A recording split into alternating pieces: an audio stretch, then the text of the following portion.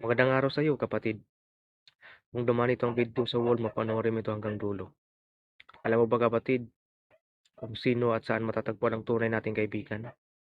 Dito sa mundo, marami nagsasabi na kaibigan kita, pero hindi natin kilala. Hindi na alam natin kung anong background niya. Alam mo ba kapatid, marami nagsasabi at iba-ibang klase yung mga kaibigan ang tinatawag sa atin. At mayroon pa itong mga call name, di ba?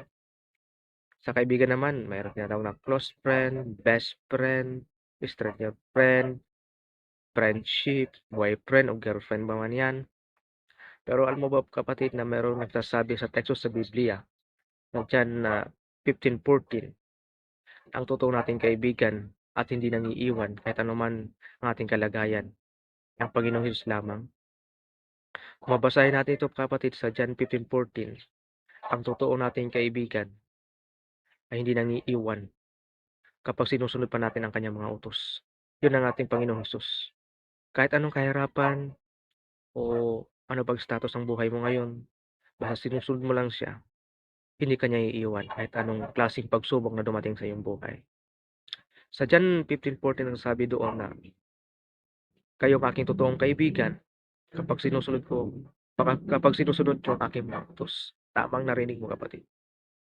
Kasi dito sa mundo, wala tayong ibang pagkakatiwalaan kundi si Panginoong Hesus lamang. Kasi maraming magsasabi o sabi natin na kaibigan ko yan, kilala ko yan. Pero ang tanong, hanggang saan nagiging pagkaibigan niyo? Kaibigan ka lang kung may pera ka, kaibigan ka lang kasi mayaman ka, kaibigan ka lang kasi masarap kang kasama, pero ang tanong, saan matutungan ang kaibigan niyo? Kung dumating ba yung problema, makikiramay ba yan sa'yo? Siyempre ewan ko lang, 'di ba kapatid?